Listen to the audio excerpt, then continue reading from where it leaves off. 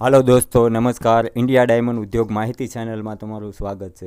દોસ્તો આજે આપણે માર્કેટમાંથી લાઈવ તમને ઊંચા ભાવની રફ આપણે ખરીદવાના તેના વિશે માહિતી આપીશ. ઊંચા રફ વિશે અને કઈ રીતના ઊંચી રફ ખરીદવી અને કેટલે સુધી ખરીદવી તેના વિશે આપણે વિડીયો બનાવી છે. તો વિડીયોમાં બન્યા રહો. તો દોસ્તો અત્યારે આપણે હાલ જે છે ને આપણે આગળ 36 કેરેટનું પેકેટ આવ્યું છે જે ઊંચી રફ છે અને એ રફ વિશે આપણે માહિતી તમને પૂરેપૂરી આપીશ કે એની ટકાવારી કે વજન કેટલું બેસે, કેટલે માલ પડશે, ઊંચી રફ ખરીદતા આપણે કઈ કઈ વસ્તુનું ધ્યાન રાખવું તેની 100% તમને માહિતી આપીશ. અને હાલના માર્કેટમાં એટલે સુધી માલ વેચાઈ જાય તેની પણ માહિતી આપીશ. અને આપણે જે રફ લઈએ છીએ તેમાં વજન, ટકાવારી અને કેટલે માલ પડશે અને કેટલી મજૂરી અંદર થાય છે તેના વિશે જણાવીશ દોસ્તો. તો ચાલો આપણે રફ વિશે જાણીએ.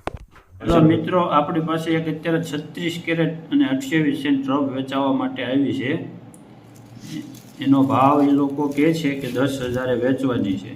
તો આપણે એના આંકડા કાઢીને જોઈશું કે કઈ રીતે આપણને આ હીરા પોસાય છે, કેટલું શેડિંગ છે, કેટલું વ્હાઇટ છે.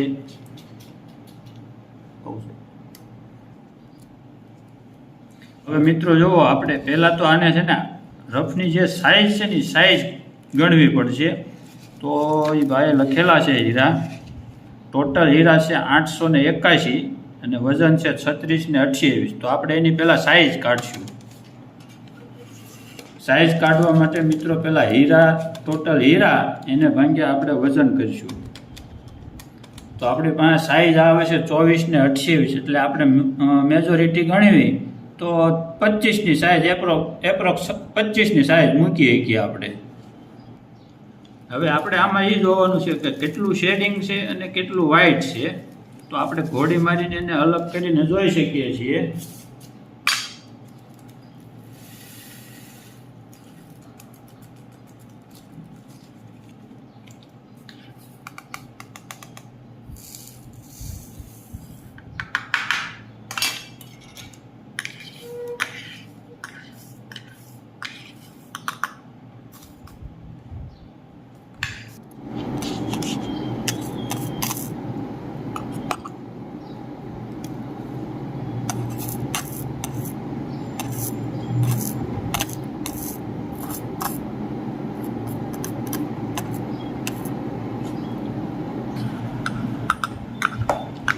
જુઓ મિત્રો, આપણે શેડિંગ કરીને જોયું તો એમાં 30% શેડ બેસે છે અને આપણી પાસે વ્હાઇટ માલ બેસે 70%.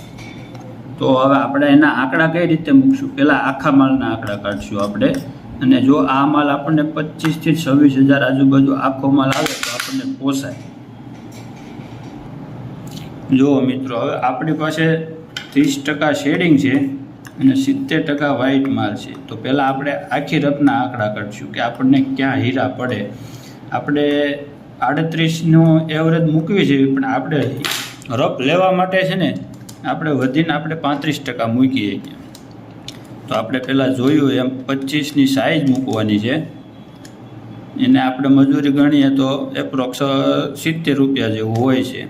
એટલે 1750 રૂપિયા આપણે પોલિશ સુધીની મજૂરી આવી ગઈ. સોઈંગ આવી ગયું, 4P આવી ગયું, પોલિશની મજૂરી બધી આવી ગઈ આપણે. એટલે 1750 રૂપિયા જેવી મજૂરી ચડે છે. તો હવે આપણે કેટલા રૂપિયા ભાવ મૂકવી? આપણને 10,000ના લેખે એ લોકોએ રફ આપણને આપી છે. પણ આપણે ક્યાં સુધી લઈએ તો આપણને પોસાય કે માર્કેટમાં આપણે અત્યારે મંદીના માર્કેટમાં છે તો આપણે સેલિંગ કરી શકીએ. તો પહેલાં તો આપણે 7,000ના આંકડા મૂકશું કે 7,000 રફ લઈએ તો આપણને ક્યાં તૈયાર માલ પડે. 7,000 આપણે પ્લસ મજૂરી ચડાવવાની છે. મજૂરી આપણે 1750 ટોટલ થાય છે. એમાં પોલિશ મજૂરી આવી ગઈ, રફ આવી ગઈ, પછી ટોટલ વસ્તુની મજૂરી મતલબમાં આવી ગઈ. તો આપણે ટોટલ આપણે આ ચડાવીએ એટલે 8750 રૂપિયા થાય. આપણે એને ભાંગ્યા કરવાના છે 35%. એટલે આપણી પાસે ટોટલ માલ આખો માલ છે તે 25,000 પડે. જો મિત્રો, આપણે તૈયારના આંકડા કઈ રીતે કાઢશું કે ભાઈ આપણી પાસે 30% માલ છે એ શેડિંગ છે. એટલે શેડના આપણે અત્યારના માર્કેટ પ્રમાણે મૂકીએ તો 18,000 મૂકી શકીએ મિત્રો. પ્લસ આપણી પાસે 70% માલ છે અત્યારે મેક્સિમમ જોઈએ, ગમે એવું XXX બનાવો કે સારું કટિંગ બનાવો તો મેક્સિમમ આપણી પાસે અત્યારે 29,000 રૂપિયાના સેલિંગ કરી શકીએ. એથી વધારે અત્યારે સેલિંગ ન થાય. તો આપણે અત્યારે જોઈએ કે આપણને પાસે આખો માલ કેટલાય આવે છે. આખો માલ આપણને પડે છે 25,700 એ લઈએ આપણે 7,000ના ભાવથી. તો અત્યારે આપણે રફ ખરીદવી છે તો આપણે બને ત્યાં સુધી 7,000ની અંદર રહેવાનું છે. તો આપણે એમાં પ્રોફિટ કરી શકીએ, નહીંતર આપણે મજૂરીમાંથી પ્રોફિટ કરવાનો રહે. તો મિત્રો આ રફ છે, જો અત્યારના સમયમાં આપણે આ રફ લેવી હોય તો આવી રીતે લઈ શકાય. બાકી આનાથી બીજા કોઈ આંકડા અત્યારે મુકાય નહીં. તો આ વસ્તુ આપણે અત્યારે ખરીદી શકીએ અત્યારે માર્કેટમાં ટકી રહેવા માટે.